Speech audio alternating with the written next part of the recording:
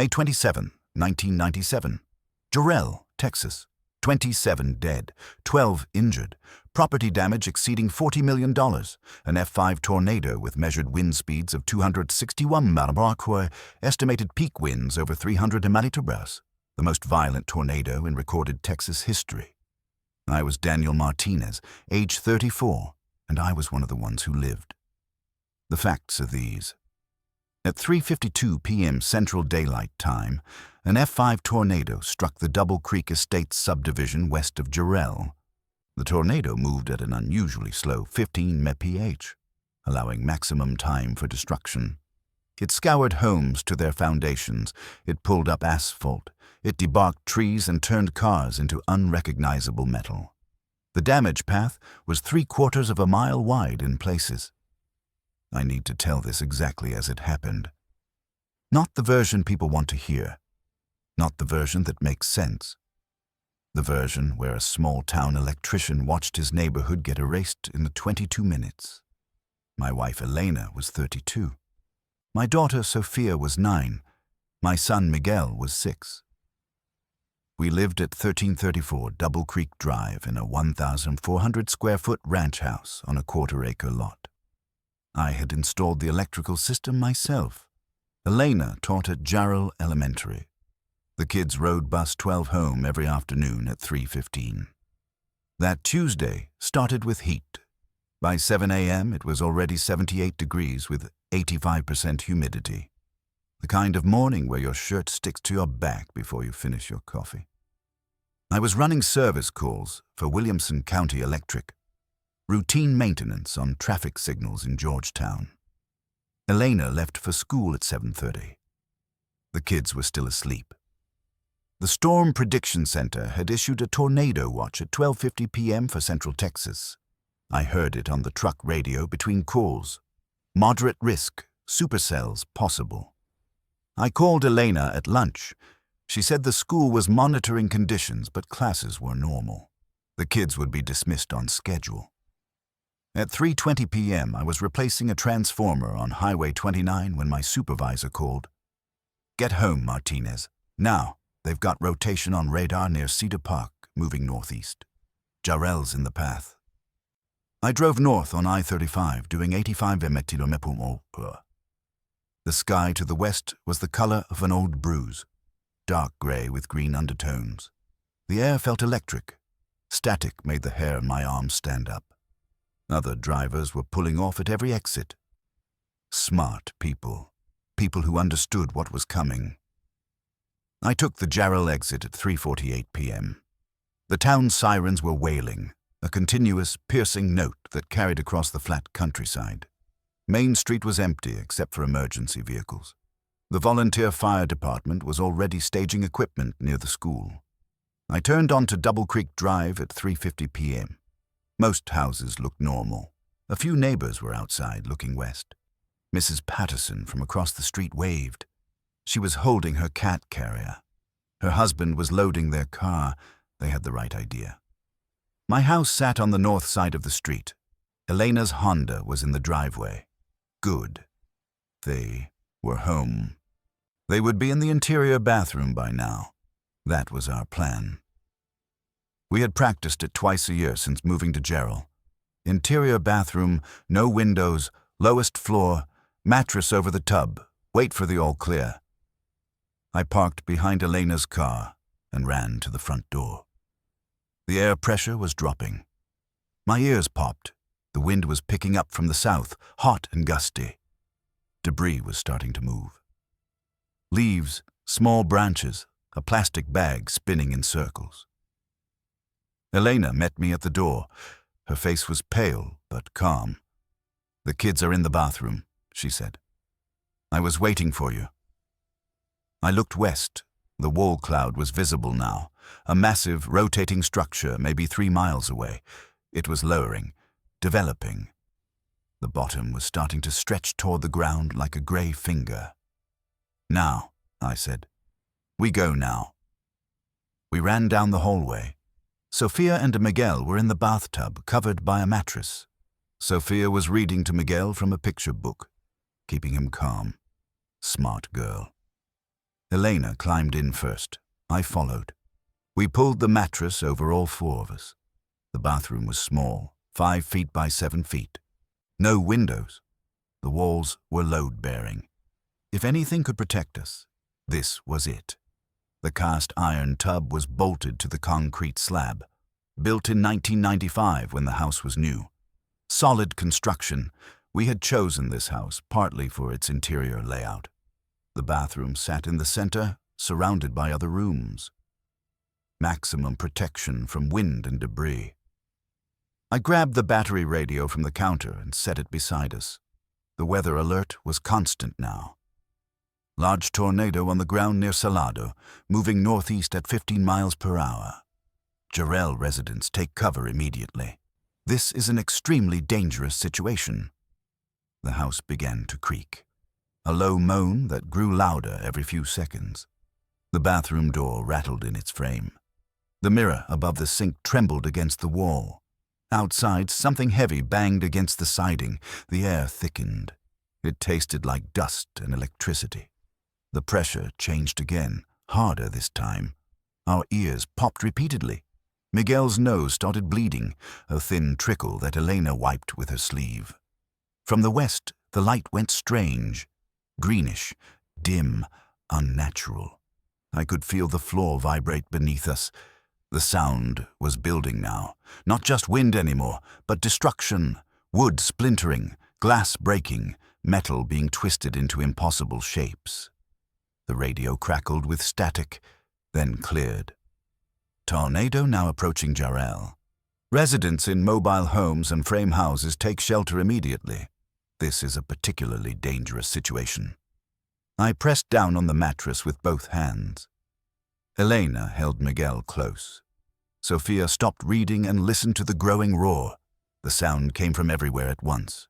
Through the walls, through the pipes, through the ground itself. It was mechanical and alive and absolutely unstoppable. At 3:52 p.m., the freight train sound began. The alarm went off at 6:15 a.m. like every weekday for the past 3 years. Elena was already awake, lying on her side, watching the ceiling fan turn. She always woke up before the alarm. Teacher habit, she said. Internal clock set to school time. I showered and shaved while she made coffee. The kitchen window faced east. Sunrise was clear and bright. No clouds. The weather radio on the counter was quiet except for the usual morning agricultural report. Corn futures, cattle prices. Nothing about severe weather. Sophia appeared in the kitchen at 6:45, already dressed for school.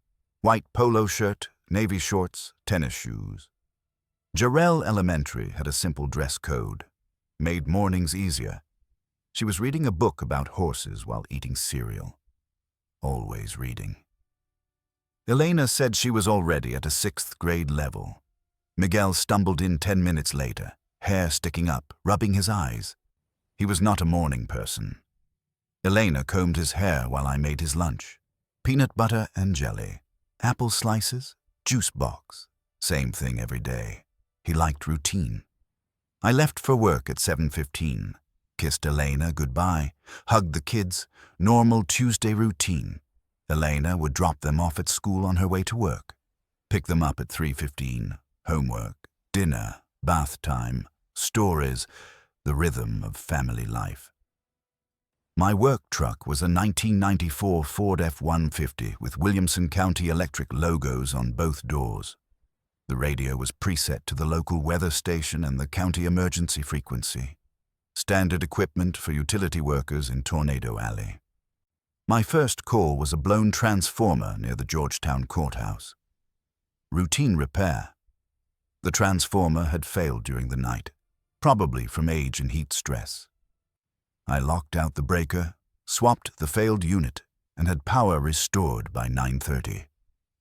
The second call was traffic signal maintenance on Highway 29.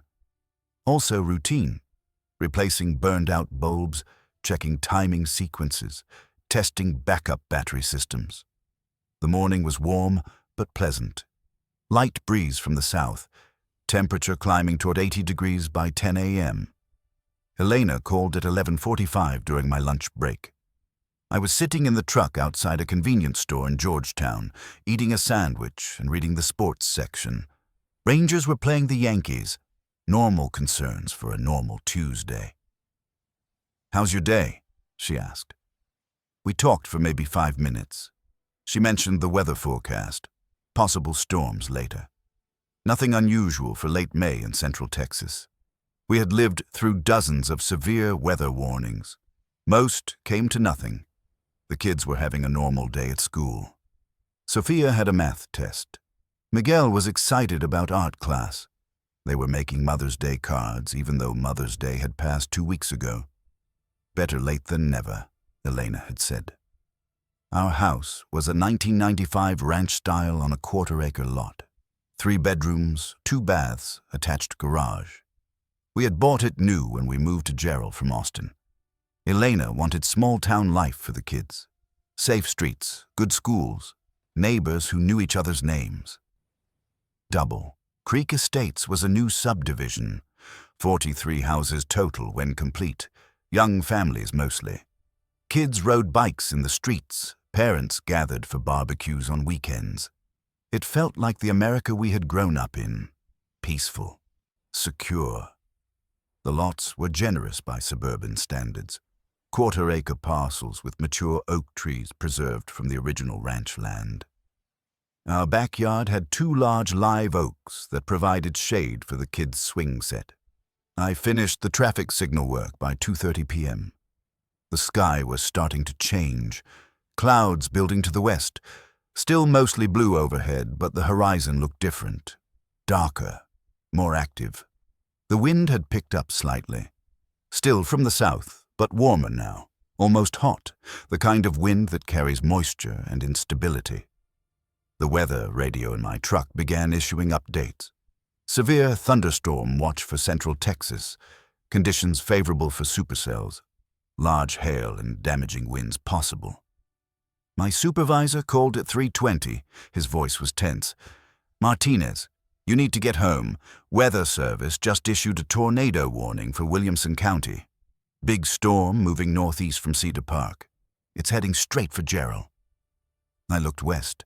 The sky was definitely darker now. Not just clouds, but a solid wall of gray-green. It was moving, rotating. I could see the motion even from 20 miles away. I threw my tools in the truck and headed north on I-35. The radio was full of weather updates. Tornado warning until 5 EPM. Doppler radar showing strong rotation. Multiple counties affected. Take shelter immediately. Traffic was light. Most people were already where they needed to be. Home, work, somewhere safe. I passed several vehicles pulled over at gas stations. People taking the warning seriously. I called Elena from the truck. No answer on her cell phone. I tried the house. Busy signal. The phone lines were probably overloaded. Everyone calling everyone. Checking on family. Making sure loved ones were safe. The Jarrell exit came up at 3:48 p.m. I could see the tornado now. A gray funnel extending from the cloud base to the ground. Still several miles away, but clearly visible. Massive. Much larger than any tornado I'd seen on television. Main Street was empty except for emergency vehicles. The volunteer fire department was setting up near the school. Police cars were patrolling with loudspeakers. "Take shelter immediately. This is not a drill." I turned onto Double Creek Drive. My neighborhood looked normal except for the eerie light. The sky had a greenish tint that made everything look strange, unnatural. Several neighbors were outside loading cars, securing lawn furniture. Elena's Honda was in our driveway. Relief flooded through me. They were home. They were safe. We had a plan. We had practiced. Interior bathroom, no windows. Wait together. I parked and ran to the front door. The air felt electric, charged. My skin tingled. The wind was gusting now, hot and irregular. Leaves and small debris was starting to move across the yard. Elena opened the door before I could reach for the handle. Her face was calm but alert. "I was watching for you," she said. The kids are ready. Behind her, I could see Sophia and Miguel in the hallway. They were carrying their pillows and a small bag of snacks, following the plan we had rehearsed. Stay calm, move quickly. Stay together. I looked west one more time. The tornado was closer now, much closer, maybe 2 miles away. The funnel was thick and dark. The base was obscured by flying debris.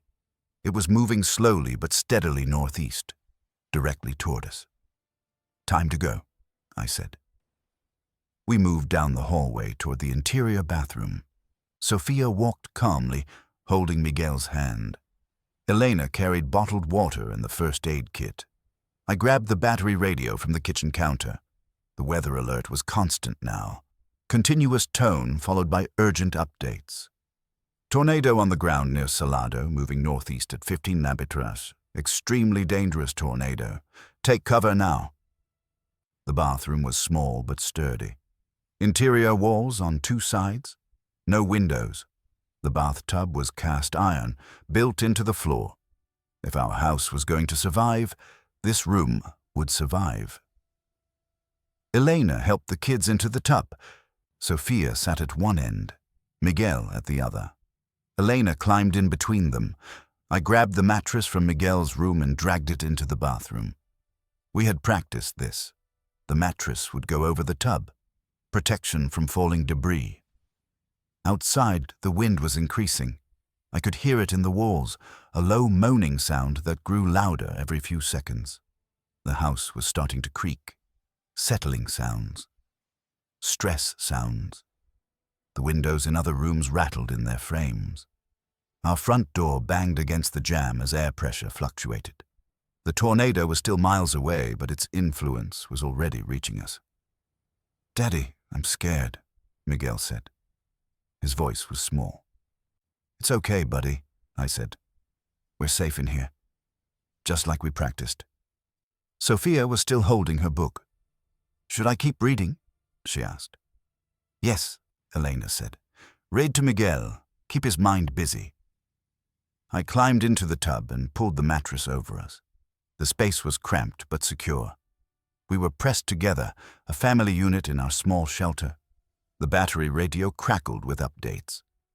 Large tornado now approaching Jarrell. Residents in mobile homes and frame houses take shelter immediately. This is an extremely dangerous situation. The freight train sound began at 3:52 p.m., low and distant at first, like thunder that doesn't stop. But it was getting louder and closer. The house began to vibrate, subtle at first, then more pronounced. The vibration came up through the foundation, through the cast iron tub, into our bodies. "What's that noise?" Miguel asked. "Just wind," Elena said. "Strong wind, but we're safe in here." The sound grew louder, deeper. It wasn't like a train anymore. It was like standing inside a jet engine. The vibration became violent. Pictures fell off the bathroom walls. The mirror over the sink cracked with a sharp pop. The ceiling light fixture swayed violently. I held the mattress down with both hands. The air pressure was changing rapidly. My ears popped repeatedly. The kids' ears were popping too. Miguel started crying, not from fear, but from the physical discomfort. The pressure changes were painful, like being in an airplane climbing and diving rapidly. Our sinuses ached. Elena helped Miguel swallow to equalize the pressure. The house shook harder. Windows were breaking somewhere. I could hear glass shattering in other rooms. The living room window first, then the kitchen. The front door slammed open and shut repeatedly. The wind was inside the house now, howling through the rooms. Papers and debris flew past the bathroom doorway. The air tasted metallic, like pennies mixed with dust. "Hold on," I said. "Everyone hold on tight." The roar became deafening, louder than anything I had ever heard. It filled the world. There was no other sound, just the continuous, overwhelming noise of absolute destruction happening right outside our walls. The sound penetrated everything. Our bones vibrated with it. Our teeth buzzed. The bathroom door rattled in its frame. The doorknob turned by itself as air pressure fluctuated. The ceiling light fixture tore loose and dangled by its wires, sparking briefly before the power failed. Dust and insulation began falling from the ceiling, white particles that made us cough. The drywall was flexing, cracking. Hairline fractures appeared in the paint above us. Sophia stopped reading. She couldn't make herself heard over the noise anyway. She pulled Miguel closer and covered his ears with her hands. Elena and I locked eyes across the tub. We both knew this was worse than anything we had prepared for. This wasn't just a tornado passing nearby. This was a direct hit from something massive and violent. The house lurched, not shaking now, but actually moving, lifting slightly and settling back down. The tornado was directly overhead. The eye wall was passing over us. Wind speeds of 200, 250, maybe 300 miles just above our roof. The structure groaned. Wood splintered. Nails pulled loose. Our home was being tested beyond its limits. Something large hit the house. The impact was tremendous. The whole structure shuddered. More ceiling tiles fell. The bathroom walls flexed inward, then snapped back. The cast iron tub groaned under the stress. A deep metallic protest that vibrated through the porcelain. Whatever had hit us was massive. A tree, a car, part of another house. Then the sound changed, became even more violent. The house was coming apart. I could hear walls collapsing, the roof being peeled away in sections. Our home was being destroyed piece by piece while we huddled in the center of it. The living room wall went first, then the kitchen. Room by room, our house was being erased. The mattress was being pulled upward. The suction was incredible. I pressed down harder, using all my strength. Elena helped, pushing from her side. We had to keep the mattress in place. It was our only protection from the debris that would soon be falling. The tornado was trying to suck everything into its vortex, including us. Miguel was screaming now, but I couldn't hear him over the roar. I could only see his face, terrified and confused. Sophia was crying silently, tears streaming down her cheeks. Elena's lips were moving, praying, maybe, or just talking to the kids, offering comfort they couldn't hear. Her face stayed calm despite the terror in her eyes. The bathroom ceiling began to sag. Water pipes were breaking. Cold spray misted down on us. I could see daylight through cracks in the drywall. Gray, swirling light from the tornado itself. Our house was gone. The tornado had taken everything except this one small room, but we were still alive, all four of us, pressed together under a mattress in a cast-iron bathtub while the most violent force on earth passed over us. The floor of our bathroom started to shift beneath the tub, not shaking from the wind, but actually moving, sliding. The tornado wasn't just destroying our house anymore. It was moving it. The entire structure was being pushed across the foundation. I felt the tub tilt slightly to the left, then back to center. The house was sliding off its foundation like a toy being pushed across a table. The sound was different now, not just the roar of wind, but the grinding of wood and concrete, the shriek of nails being pulled from lumber. "The house is moving," I shouted, though no one could hear me. Elena's eyes were wide with terror. She understood what was happening. Our shelter was no longer attached to the ground. We were inside a 1,400-square-foot projectile being pushed by 300 mph winds. The bathroom walls began to buckle outward. The door frame twisted and the door popped open. Through the opening, I could see our hallway. Except it wasn't our hallway anymore. The ceiling was gone. The walls were leaning at impossible angles. Daylight poured in from above, gray and violent. Debris was flying through the space where our living room used to be. I saw our refrigerator tumbling end over end. Our couch was airborne, spinning like a leaf. The television, the dining room table, Sophia's bicycle, all of it was flying through the air in a chaotic dance of destruction. Kitchen cabinets sailed past the doorway. Our microwave cart rolled across exposed joists where the floor used to be. The house lurched again, more violently this time. We slid maybe 20 feet before hitting something solid. The impact threw us against the side of the tub. Miguel's head hit the cast iron and he went limp. Blood appeared on his forehead. "Miguel!" Elena screamed, though her voice was lost in the roar. I checked his pulse, strong and steady. He was unconscious but breathing normally. The cut on his forehead was superficial. Head wounds always bled heavily. He would be okay if we could just survive the next few minutes. The mattress was being pulled harder now. The suction was incredible. I could feel it trying to rip the mattress from my hands. Elena was helping, but she was also trying to hold Miguel. We needed both hands to keep our shelter in place. Sophia understood without being told. She grabbed the edge of the mattress and pulled down with all her 9-year-old strength. Her face was determined, focused. She knew this was life or death.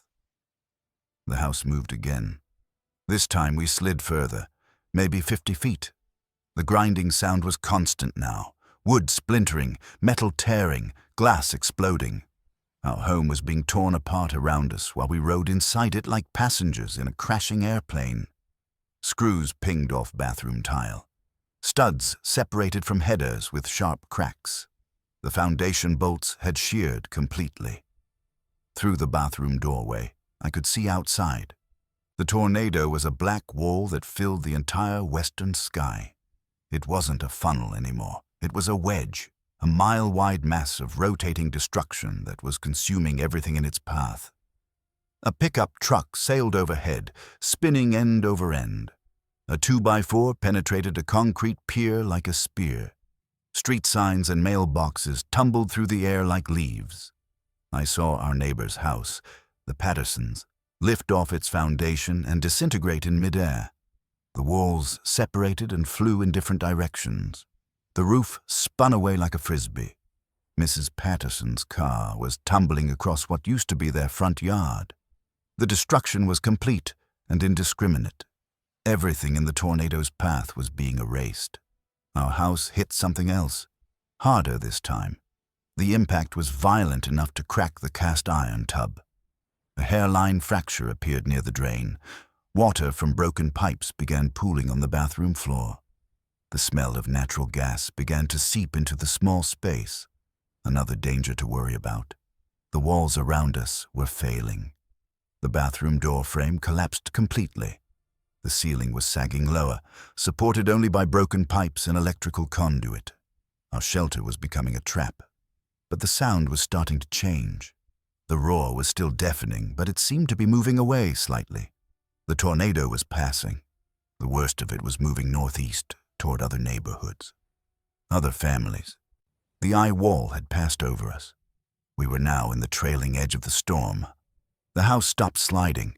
We had hit something immovable, maybe a concrete foundation, maybe a large tree. The grinding sound stopped. The violent shaking decreased slightly. We were still in the tornado, but we were no longer being pushed around like a toy.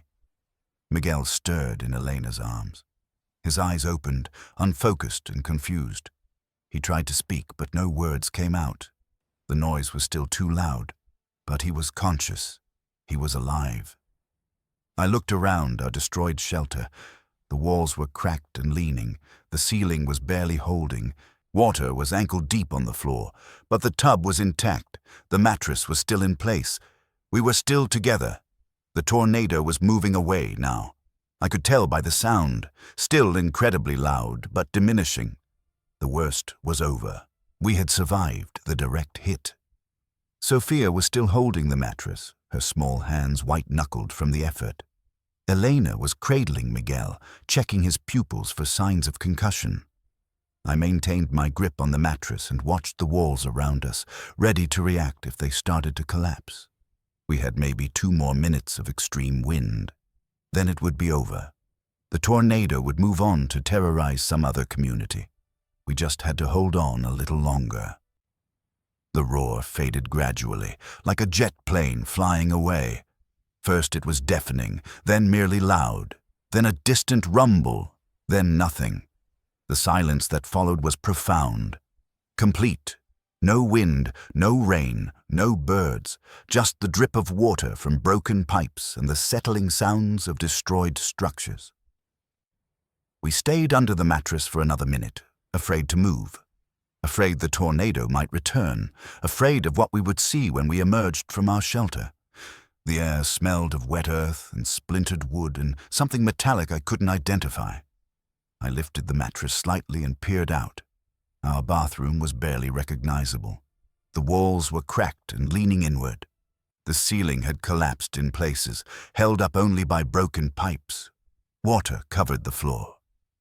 But we were alive. "Is it over?" Elena whispered. Her voice sounded strange after the deafening noise. "I think so," I said. "Everyone okay?" Miguel was conscious but groggy. The cut on his forehead had stopped bleeding. Sophia was shaken but alert. Elena had a bruise on her shoulder where she had been thrown against the tub, but nothing serious. I pushed the mattress aside and stood up carefully. The bathroom floor was unstable. I could feel it sagging under my weight. The structural integrity of the house was compromised. We needed to get out before it collapsed completely. Through the destroyed doorway, I could see what remained of our home. Nothing. The living room was gone. The kitchen was gone. The bedrooms were gone. We were sitting in a cast-iron bathtub in the middle of a debris field that used to be our neighborhood. "Don't look," I told Elena and the kids. "Just focus on getting out safely." But Elena had already seen. Her face went white. She understood the scope of the destruction. Our house was gone. Our possessions were gone. Our life as we knew it was gone. I climbed out of the tub and tested the floor. It held my weight barely. I helped Elena out, then Sophia, then Miguel. We stood together in the ruins of our bathroom, the only room that had partially survived. Outside, the landscape was unrecognizable. Double Creek Estates was gone. Every house was destroyed. Some were completely erased, leaving only concrete foundations. Others were reduced to piles of splintered lumber. Cars were scattered everywhere, twisted into unrecognizable shapes. A red pickup truck sat upside down where the miller's front yard used to be. The Pattersons' minivan was wrapped around a telephone pole. The silence was broken by a sound that chilled me to the bone. Someone was screaming, a woman's voice, distant but clear. She was calling a name over and over. "David, David, where are you?" More voices joined in, people calling for family members, crying for help. The survivors were emerging from their shelters and discovering the extent of the devastation. I led my family carefully through the wreckage of our house. We had to climb over fallen walls and twisted metal. Sophia cut her hand on a piece of broken glass. Elena tore her shirt on a protruding nail, but we made it outside. The sight that greeted us was apocalyptic. Our neighborhood had been scoured clean. Trees were gone, reduced to stumps or stripped bare. The street signs were gone. The mailboxes were gone. Even the asphalt had been peeled up in places, revealing the dirt underneath. Our neighbors' houses were in various stages of destruction. The Miller house to our left was completely gone. Just a foundation and scattered debris. The Johnson house to our right was partially standing but uninhabitable. The roof was gone and the walls were cracked. I saw movement in the Johnson wreckage. Someone was trapped under a fallen beam. I ran over to help while Elena stayed with the kids. It was Mr. Johnson, pinned but conscious. Together with another neighbor, we managed to lift the beam and free him. His leg was broken, but he was alive. More survivors appeared. Mrs. Patterson emerged from her storm cellar, crying hysterically. Her house was gone, but she was uninjured. The Rodriguez family from down the street was helping an elderly man who had been cut by flying glass. The scope of the disaster was overwhelming. 27 houses in our subdivision, all destroyed or severely damaged. Cars thrown hundreds of yards from where they had been parked. Personal belongings scattered across acres of debris field. But people were alive, injured, traumatized, but alive. We began organizing spontaneously, checking on neighbors, looking for survivors, treating injuries with whatever first aid supplies we could find in the wreckage. Someone had a working cell phone. They called 911. Emergency crews were on the way, but it would take time. The roads were blocked by debris. Power lines were down everywhere. We were on our own for now. I looked at my family, standing together in the ruins of our neighborhood. Elena was holding Miguel, who was crying quietly. Sophia was staring at the destruction with the wide eyes of a child, trying to process something beyond her understanding. We had lost everything except each other. Our house, our possessions, our sense of security, all gone. But we were alive. All four of us. In a disaster that had killed 27 people, we had survived. The sirens grew louder as emergency vehicles found ways through the debris-blocked roads. Fire trucks, ambulances, police cars, all converging on what remained of Double Creek Estates. The first paramedics arrived at 4:25 p.m., 33 minutes after the tornado had passed. They came on foot, carrying medical bags and stretchers. The roads were impassable. Power lines lay across County Road 305 like giant snakes. Trees blocked intersections. Cars had been thrown onto roadways and into ditches. A paramedic named Jennifer approached our group. She was young, maybe 25, but her movements were calm and professional. She had seen disasters before. "How many people live in this subdivision?" she asked. 43 houses, I said. Maybe 150 people total. She nodded and began triaging injuries. Miguel's head wound first. She cleaned it with antiseptic and applied butterfly bandages. "Minor concussion," she said. "He would need observation, but should be fine." Sophia's cut hand was next, 3 stitches with surgical glue. Elena's shoulder bruise was examined and declared not serious. My own injuries were minor, cuts and scrapes from climbing through the wreckage. "You're lucky," Jennifer said. "Most tornado victims have much worse trauma." Lucky. The word would follow us for months. Everyone said we were lucky, lucky to survive, lucky to have only minor injuries, lucky to have each other. But standing in the ruins of our neighborhood, surrounded by the debris of our former life, lucky was not how I felt. More paramedics arrived, then firefighters with search and rescue dogs. The dogs were trained to find people trapped under debris. They worked systematically, covering every foundation, every pile of rubble. German shepherds and bloodhounds moved with purpose through wreckage that had once been living rooms and kitchens. Their handlers directed them with quiet commands and hand signals. At 4:45 p.m., one of the dogs started barking near where the Patterson house had stood. The handler called for silence. Everyone stopped talking. In the quiet, we could hear a faint voice calling for help. The rescue team moved quickly. They had specialized equipment, hydraulic jacks, cutting tools, listening devices. They worked for 20 minutes before pulling Mrs. Patterson's elderly mother from under a collapsed wall. She was injured, but alive. Another miracle. The search continued as darkness fell. Portable floodlights were brought in, powered by generators. The scene took on a surreal quality. Harsh white light illuminating the devastation while rescue workers moved through the debris like ghosts. The air grew colder. The smell of dust, wet earth, and something metallic hung heavy in the still air. Not everyone was as fortunate as we were.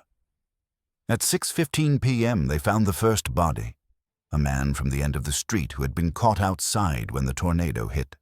Then another, a woman who had been in her car, trying to evacuate. The covered stretchers were carried away in respectful silence. Elena and I kept the children close. We didn't want them to see the bodies. They had been through enough trauma already. We found shelter in a Red Cross trailer that had been set up near the main road. Hot coffee, sandwiches, blankets, basic human comfort in the midst of chaos. The kids fell asleep around 8 p.m., exhausted by the day's events. Elena and I sat outside the trailer, watching the rescue operation continue. Floodlights swept across the debris field. Voices called out coordinates. The work was methodical, thorough, heartbreaking. "How many do you think didn't make it?" Elena asked quietly. I didn't want to answer. I'd been doing the math in my head. 43 houses. Some families had evacuated. Some had storm shelters, but others, like us, had only interior rooms for protection. Not everyone would have been as fortunate. A Red Cross volunteer named Margaret sat down beside us. She was older, maybe 60, with kind eyes and a gentle manner. She had worked disasters before. Hurricane Andrew in Florida. The Oklahoma City bombing. She understood what we were going through. "The first 24 hours are the hardest," she said. "Everything feels impossible. But you survived the worst part.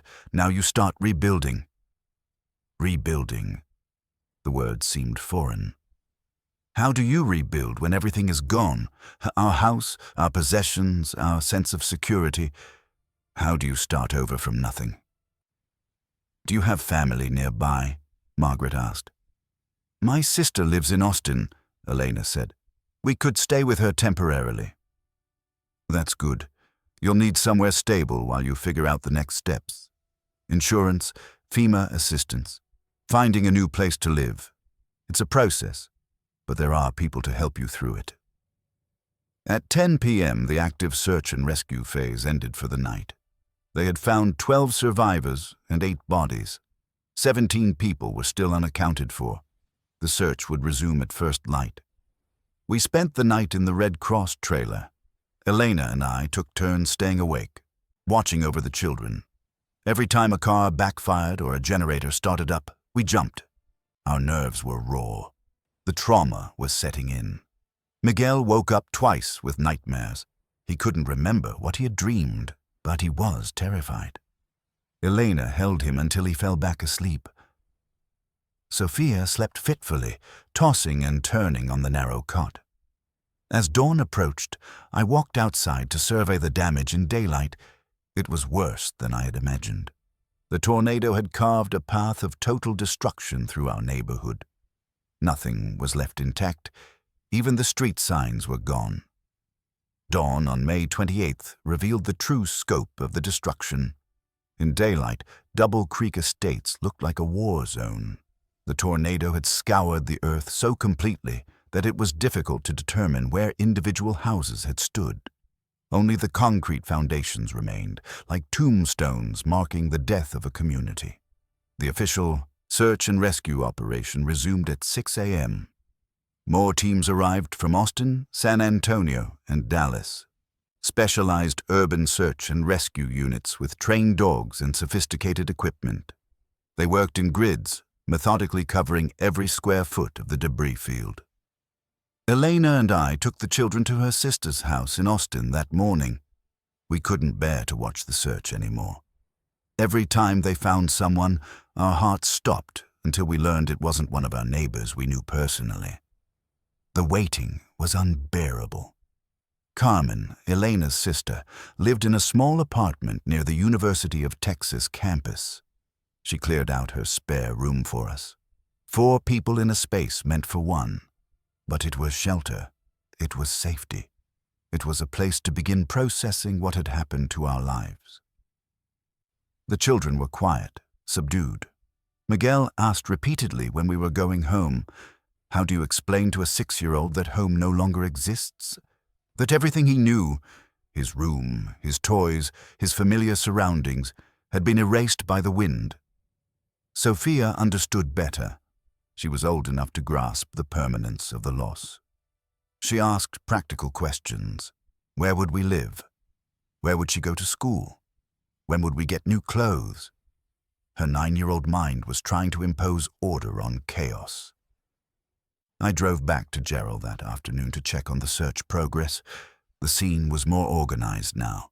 Command posts had been established, the media had arrived, news trucks with satellite dishes, reporters interviewing survivors. Our tragedy had become a story. The body count was rising. By noon, they had recovered 15 victims. The names were being released gradually as families were notified. People I knew, neighbors I had waved to every morning. The Rodriguez family from down the street, all four of them found together in what remained of their interior bathroom. Their shelter hadn't been enough. I found Jennifer, the paramedic who had treated my family. She was taking a break, sitting in the shade of an ambulance, looking exhausted. "How many more?" I asked. "We're still looking for 12 people," she said. "But honestly, after this much time, we're not expecting to find any more survivors. The destruction was just too complete." The final toll would be 27 dead, 12 injured. In a subdivision of 43 houses, more than half the residents had been killed or hurt. The Jarrell Tornado would go down as one of the deadliest in Texas history. I walked through the debris field one more time, trying to find anything salvageable from our house. The search was futile. The tornado had been too thorough. Our possessions had been scattered across miles of countryside. I found a page from one of Sophia's books caught on a fence post half a mile away. A single page, torn and mud-stained, was all that remained of her extensive library. The insurance adjuster met me at our foundation that evening, a professional man in his 50s who had seen tornado damage before, but nothing quite like this. "Total loss," he said, making notes on his clipboard. "Complete destruction. Your policy covers replacement cost, so you'll receive the full amount. $130,000.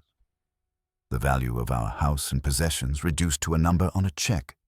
It seemed both too much and too little. Too much because money couldn't replace the irreplaceable. Family photos, children's artwork, Elena's grandmother's jewelry. Too little because starting over would cost more than money. That night we sat in Carmen's living room and tried to plan our future. Where would we live? Elena could probably transfer to a school district in Austin. I could find electrical work anywhere, but the children would have to change schools, leave their friends, start over in a new place. "Maybe that's good," Elena said. "A fresh start, somewhere without reminders." But I wasn't sure. Running away from trauma didn't heal it.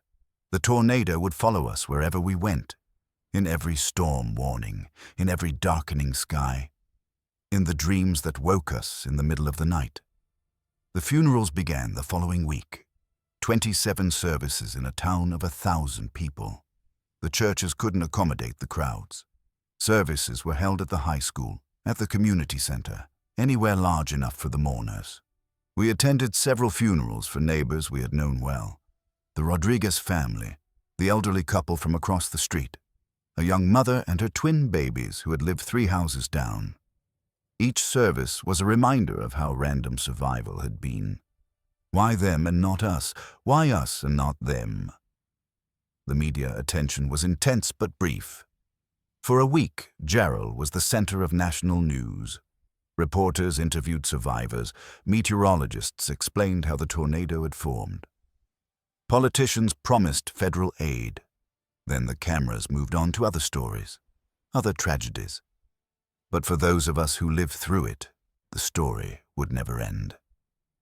We were changed forever, marked by an experience that separated us from everyone else. We were the ones who had looked into the face of nature's ultimate fury and somehow survived. The count was final: 27 dead, 12 injured, 43 homes destroyed. But numbers couldn't capture the true cost. The loss of community, the end of innocence, the knowledge that everything you think is permanent can be taken away in 22 minutes. We were among the 12 who lived. Now we had to learn how to live with that survival. 3 weeks after the tornado, we moved into a rental house in Austin, a small 3-bedroom in an older neighborhood.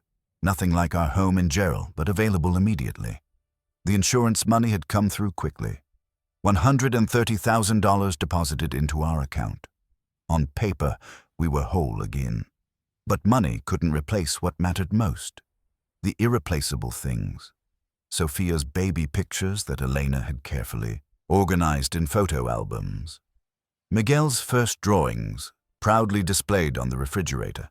The wedding ring that had belonged to Elena's grandmother, lost somewhere in the debris field. These things had no monetary value, but were priceless to us. The children struggled with the move. Sophia withdrew into herself, spending hours staring out the window. She had nightmares about the tornado. In her dreams, she was still trapped under the mattress, listening to the roar of the wind. She would wake up crying, asking if we were safe. Miguel regressed. He started wetting the bed again, something he hadn't done since he was 3. He became clingy, afraid to let Elena or me out of his sight. Starting kindergarten at a new school was traumatic. He cried every morning when Elena dropped him off. Elena and I weren't handling it much better. Every storm warning sent us into a panic. We installed a weather radio in every room. We researched houses with basements, even though they were rare in Central Texas. We checked and rechecked the weather forecast obsessively. The counseling helped, slowly. We found a therapist who specialized in trauma, Dr. Sarah Chen. She had experience with disaster survivors. She understood what we were going through in ways that friends and family couldn't. Survivor's guilt is normal, she told us during one session. You feel guilty for being alive when others died. You wonder why you were spared, but survival isn't something you earned or deserved. It was random chance. Random chance. The phrase haunted me. If we had been in a different room, if the tornado had moved 50 yards to the north or south, if we had left 5 minutes earlier or later, any of these small variables could have changed the outcome completely. I returned to work 6 weeks after the tornado, a different electrical company in Austin since my old job in Georgetown felt too close to Jarrell. My co-workers were sympathetic but didn't really understand. How do you explain what it's like to lose everything in 22 minutes? How do you describe the sound of your house being torn apart around you? The media occasionally called for follow-up interviews. 6 months later, 1 year later, they wanted to know how we were recovering, as if recovery was a destination you could reach rather than an ongoing process. We usually declined the interviews. Our story had been told. We wanted to move forward, not relive the past, but moving forward was complicated. Every spring brought tornado season. Every severe weather watch sent us into preparation mode. We had emergency supplies in multiple locations. Battery radios, flashlights, first aid kits. We were prepared for the next disaster in ways we hadn't been for the first one.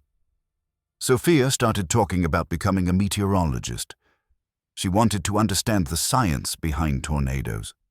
Knowledge felt like protection to her. If she could understand how storms formed, maybe she could predict when they would strike. It was a 9-year-old's logic, but it gave her a sense of control. Miguel's adjustment was slower. He had been younger when it happened, and his memories were more fragmented. He remembered the noise, the darkness under the mattress, the feeling of being trapped, but he couldn't articulate his fears the way Sophia could. The first anniversary was difficult. May 27th, 1998. The media returned to Jarrell for memorial services. We attended the dedication of a small monument near the school. 27 names carved in granite, our neighbors, our friends, people whose only crime was living in the path of a monster. Elena read a poem she had written about survival, about guilt and gratitude, about learning to live with loss. There wasn't a dry eye in the crowd. We all understood. We were all marked by the same experience. We carry them with us, Elena said, her voice steady despite her tears. The ones who didn't make it. We honor their memory by living fully, by not letting fear consume us, by rebuilding not just our houses, but our lives. After the ceremony, we drove past Double Creek Estates. Some lots remained empty, too traumatic for the owners to rebuild. Others had new houses, different designs but similar dreams. Life was slowly returning to the scarred landscape. Our old lot was still vacant. We had sold it to the city, which planned to turn it into a small park. a place of remembrance rather than residence. Sometimes I wondered if we should have rebuilt there, reclaimed our ground, refused to let the tornado win, but that wasn't our path. We had chosen to start over somewhere else, to build new memories in a place without ghosts. It wasn't running away, Dr. Chen had assured us. It was moving toward healing. 5 years later, we bought a house in Austin, a solid brick ranch with a basement, a rarity in Texas, but essential for our peace of mind. The children were thriving in their new schools. Elena had been promoted to assistant principal. I'd started my own electrical contracting business. We were survivors in the truest sense. Not just because we had lived through the tornado, but because we had found ways to rebuild our lives afterward. The scars remained. They always would, but they no longer defined us. The insurance money had covered our financial losses, but the real recovery, the healing of hearts and minds and spirits that had taken years, and in some ways, it was still ongoing. Some things, we learned, can't be insured against. The loss of innocence, the end of feeling safe, the knowledge that everything can change in an instant. These were costs that no policy could cover, losses that no check could restore. But we were still here, still together, still building a life one day at a time. May 27th, 2022. 25 years since the tornado. I'm 59 now, Elena is 57. Sophia is 34, a meteorologist with the National Weather Service in Fort Worth. Miguel is 31, a paramedic in Austin. Both married, both with children of their own. The family has grown, but the scars remain. We still live in the same Austin house we bought 5 years after the tornado. The basement that seemed so important then has become a storage room. But every spring, when severe weather season begins, I still check the battery in the weather radio. Old habits born from trauma die hard. Sophia's career choice makes sense to everyone who knows our story.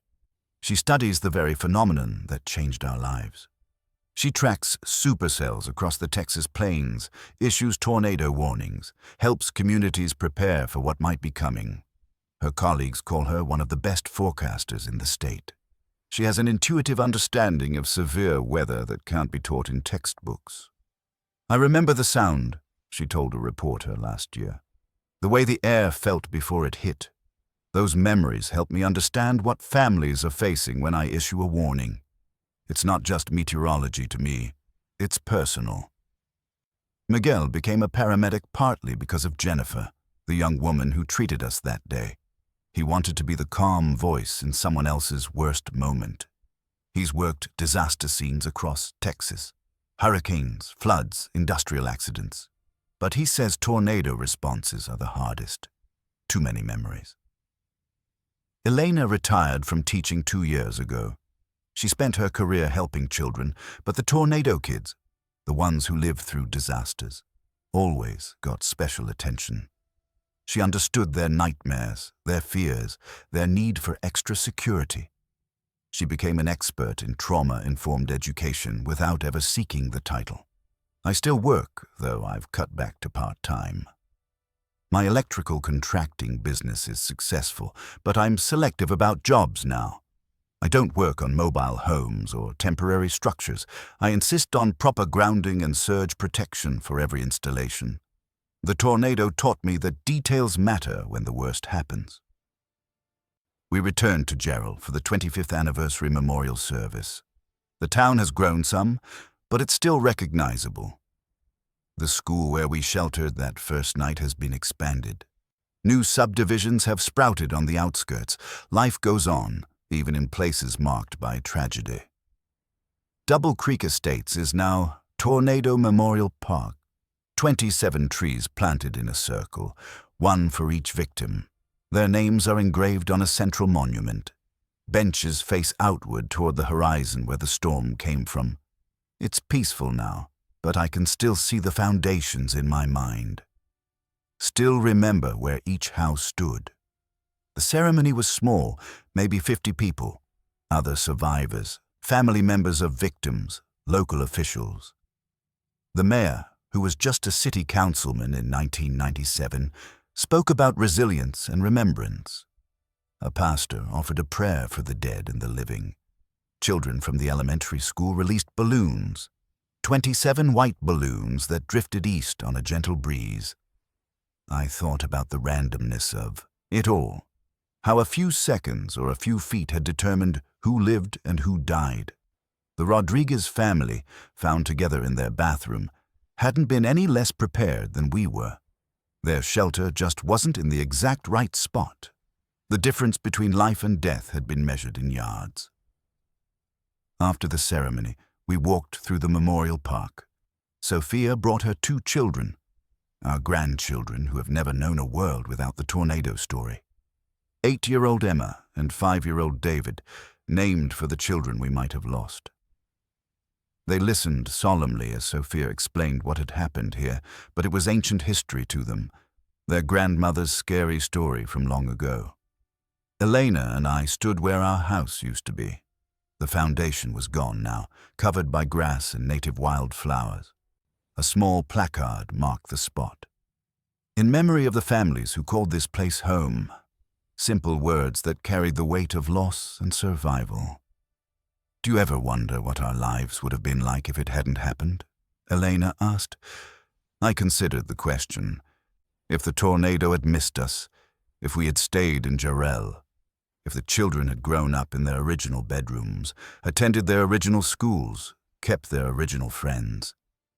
Different, I said finally. But I'm not sure better or worse. Just different.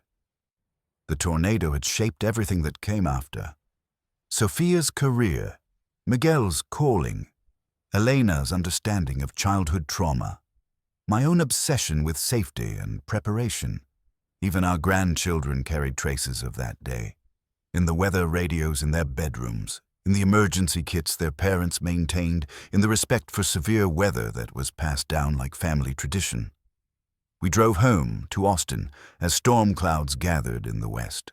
Not severe weather, just a typical spring afternoon thunderstorm, but I checked the radar anyway. Old habits. Elena noticed and smiled. She understood. After 25 years, she still understood. That night, I sat in our basement with a photo album Elena had assembled over the years. Pictures from before the tornado. Our old house, the children's birthday parties, neighborhood barbecues. Pictures from after. The rental house, new schools, graduations, weddings, grandchildren. 2 distinct eras of our lives, separated by 22 minutes of violence. The tornado had taken our house, our possessions, our sense of security, but it hadn't taken us. We had survived not just the storm itself, but the long aftermath. The grief, the nightmares, the guilt, the slow process of rebuilding. We had found ways to honor the dead while celebrating the living. Miguel called that evening to check on us. He always called after memorial services. How was it? He asked. Peaceful, I said. Sad, but peaceful. Good. I'm glad you went. I'm glad you still remember them. Remember them. As if we could forget. The tornado had burned their names into our hearts as surely as it had carved its path across the landscape. We would carry them with us for whatever years remained. 25 years later, we were still here, still together, still grateful for the randomness that had spared us, still mindful of the randomness that had taken others. The weather radio crackled softly in the background, monitoring conditions across central Texas. Clear skies tonight. No severe weather expected. But we would keep listening anyway. Always listening. Always ready. 30 years have passed now. I'm 64, Elena 62. The tornado that defined our lives is becoming history. Younger meteorologists study it as a case study. Emergency managers use it in training exercises. But for those of us who lived through it, May 27, 1997, remains as immediate as yesterday. I'm writing this account because memories fade, because witnesses die, because the lessons learned in 22 minutes of terror need to be preserved for future generations. Not as entertainment or sensation, but as testimony to the power of nature and the resilience of the human spirit. Sophia retired from the National Weather Service last year. 30 years of tracking storms, issuing warnings, saving lives. She estimates her forecasts helped protect thousands of families from severe weather. Her final report noted that tornado fatalities in Texas had declined significantly since 1997, partly due to improved warning systems and better public education. The Jarrell Tornado had taught hard lessons, but they were being learned. Miguel still works as a paramedic, though he's moved into training and administration. He teaches disaster response to new EMTs, using our story as an example of how quickly everything can change. Preparation saves lives, he tells his students, but so does luck. Never forget the role of luck. Our grandchildren are adults now. Emma is studying emergency management in college. David is in high school, interested in engineering. They know their family history, but it doesn't define them the way it defined us. They live with awareness, but not fear. That feels like progress. Elena and I still live in the same Austin house, though we talk occasionally about downsizing. The basement remains stocked with emergency supplies: water, food, first aid kit, battery radio. Habits formed in trauma are hard to break, but they're not unhealthy habits. They're practical responses to living in Tornado Alley. Every May 27th, we return to Jarrell. The memorial park is well maintained now. The trees have grown tall, the grass is green. It's a peaceful place that shows no sign of the violence that once occurred here. Sometimes I think that's appropriate. Sometimes I worry that the lesson is being forgotten. This year, a young reporter asked me what I wanted people to remember about the Jarrell Tornado. I thought about it for a long time before answering. Remember that it can happen anywhere, I said. Remember that preparation matters, but it's not always enough. Remember that communities can be destroyed in minutes but take decades to heal. Remember the names of the people who died, and remember that survival comes with responsibility. The responsibility to tell the story, to share the lessons, to honor the dead by living fully, to help others prepare for what might come, to understand that we are all at the mercy of forces beyond our control, but we are not helpless in the face of them. The tornado changed everything about our lives, but it didn't break us. We bent like trees in the wind, but we didn't snap. We lost our house, but kept our family. We lost our possessions, but found our strength. We lost our innocence, but gained our wisdom.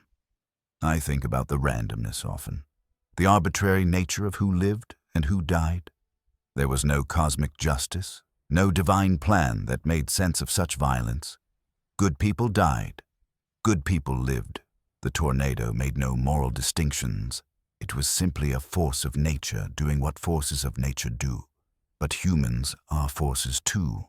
Forces of compassion, resilience, love.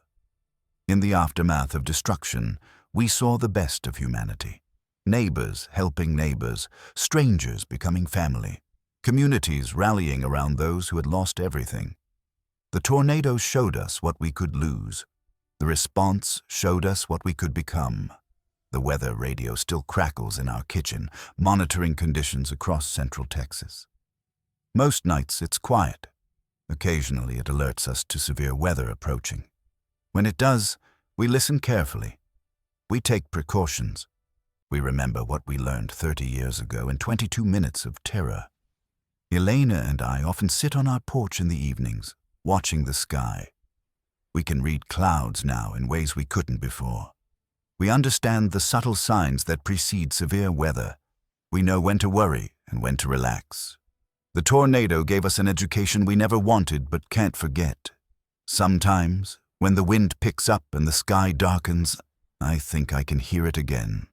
The roar, the freight train sound that preceded the destruction. But it's just memory playing tricks. The real tornado is long gone, its energy dissipated, its violence spent. What remains is the story, the lesson, the legacy. May 27, 1997. Jarrell, Texas. 27 dead, 12 injured. An F5 tornado with winds over 300 mph that scoured the earth clean and changed everything for everyone who survived it. The numbers tell part of the story. The names on the memorial tell another part. But the full story lives in the hearts and minds of those who were there. We were witnesses to nature's ultimate fury. We were survivors of the unsurvivable. We were ordinary people who experienced something extraordinary and lived to tell about it. That telling is our responsibility now, our duty to the dead and the living alike. The wind remembers nothing. It moves on to other places, other storms, other destructions. But we remember. We carry the memory forward like a sacred trust. We share it with anyone who will listen. We hope it helps someone, somewhere, prepare for their own encounter with the unthinkable. 30 years later, we are still here, still together, still grateful for the arbitrary nature of survival, still mindful of how quickly everything can change, still listening to the weather radio, still watching the sky. The tornado lasted 22 minutes. The recovery has lasted a lifetime. But we made it through, scarred but whole, changed but unbroken, survivors in the truest sense of the word.